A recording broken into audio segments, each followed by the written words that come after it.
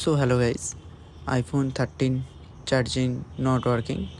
তোমরা দেখতে পাচ্ছ যে ফোনে মোবাইলে চার্জ দিচ্ছি, তা সত্ত্বেও চার্জ নট কোনো শো হচ্ছে না। পাওয়ার সুইচ দেওয়ার পরও চার্জ শো হচ্ছে না কেন? চলো আজ বিস্তারিত এই ভিডিওর মাধ্যমে আমরা জানতে পারবো।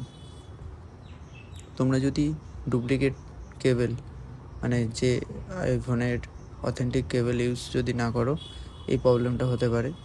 তাই সমস্ত আইফোনের যে অথেন্টিক যে কেবলের এই যে ডাটা কেবলটা আছে, এই কেবলটা অরিজিনাল ইউজ করবে আর অরিজিনাল অ্যাডাপ্টার ইউজ করবে, তাহলে এই প্রবলেমটা হবে না।